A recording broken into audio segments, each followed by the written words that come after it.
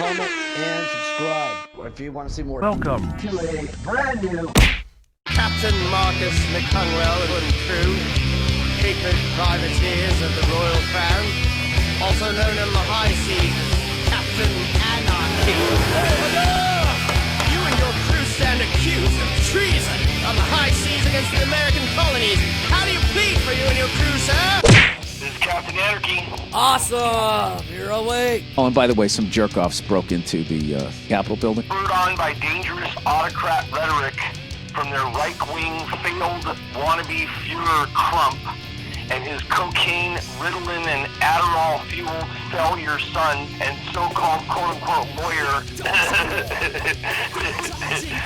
a huge mob of highly misguided and cute-hearted wannabe domestic terrorists and laughing-stock quote-unquote militia mooks, consisting mainly of jocks, rednecks, Klansmen, neo-Nazis, Proud Boys, etc., and mostly upwards of the age of 40. And mistakenly thinking that they're patriots when in fact they're actually just traitors, descended on Capitol Hill in a pathetic, weak attempt to overturn the election results of the biggest, most well-organized and legitimate vote ever conducted in American history. What I was waiting for CNN or Fox News or the Huffington Post or any one of these fucking jerk-off, phony fucking journalists nowadays people to accept some of their level of responsibility in fanning the flames that led to that. And I just want to say once and lastly, once and for all, if you watch CNN or if you watch Fox News to get your news, you are a fucking jerk-off, all right? You're not watching the news. I've made a huge mistake. And thus committed treasonous coup d'etat. The first thing I thought of is that song Coup D'etat by Circle Jerks.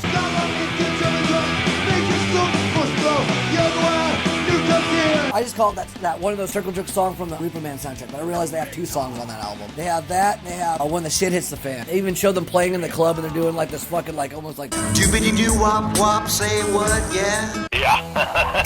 That was awesome. Yeah, that was a classic, man. One of the most punk rock movies. I actually had my DVR record that the other night. I was going to go back and watch it. I haven't seen it in a long time. You know they made a graphic novel sequel to it?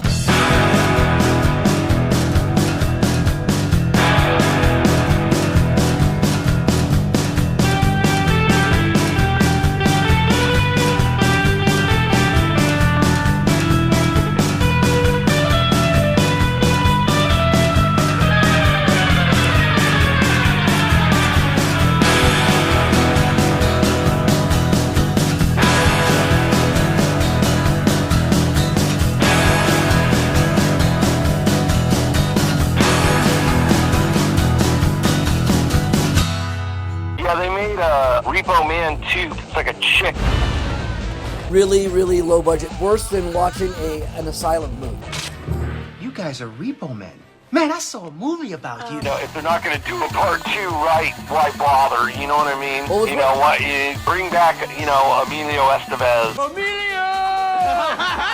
Director's a guy named Alex Cox, and what's funny is he also did the Sid and Nancy movie. And the Sex Pistols hate him, but what's ironic is you know who he ended up becoming really good friends with? They're rivals. That's like doing a Dawkins movie about Don Dawkins, and Dawkins hates you, but you end up being friends with George Lynch. Jeez, you remember more stuff than I've already forgotten.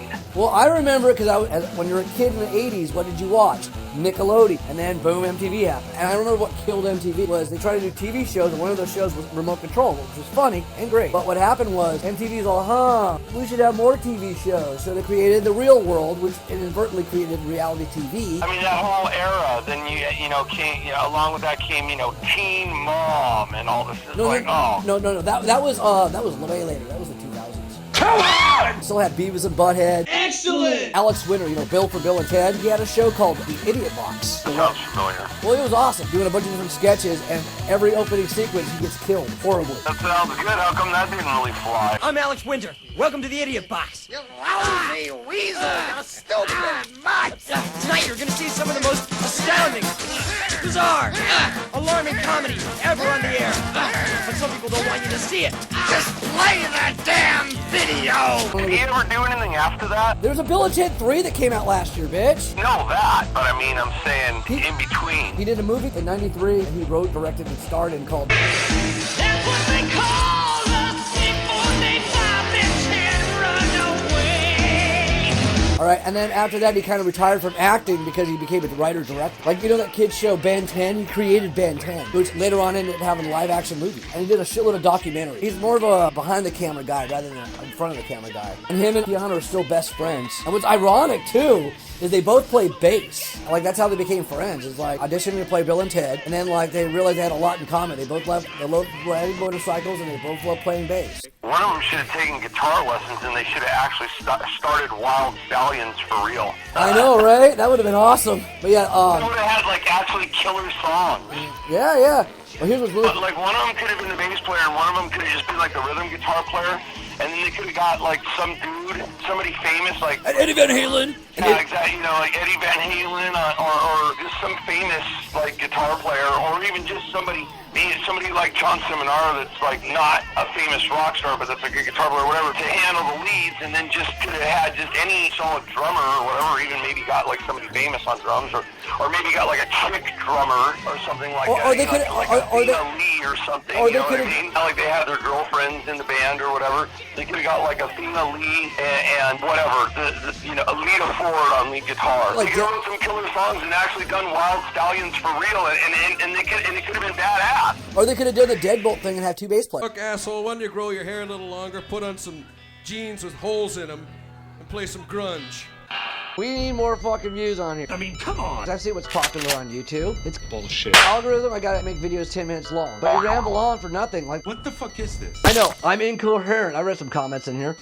The extreme always seems to make an impression. Even when I was a kid, you really weren't watching the news. You were watching a version of whatever they had censored. Who the fuck knows what's going on? But the level that they are taking it to now, and how much CNN, Fox News, Huffington Post, all of these fucking people have divided the country. Which was completely unwarranted, pointless, and essentially yielded nothing other than to trash the U.S. Capitol building, get a few of them needlessly killed in vain, and to essentially further undermine the world's faith and the nation's faith in democracy, and to make the United States into an even bigger joke and laughing stock of the world than their failed wannabe Führer Trump has already managed to do in the last 4 years. And then all you mouth-breathing morons who go on social media and talk about politics and shit, you are adding fuel to the fire that leads to this Bullshit. And you're about to post that right now? Yeah, I'm working on posting that right now, and then I'm going to throw a whole bunch of like hilarious memes to go with it. Watch videos of people on YouTube reacting to fucking YouTube. I get it, you have no life. We live in a time where you can't really have a life because of COVID. But still, this is way more entertaining than these fags. Later, bitches.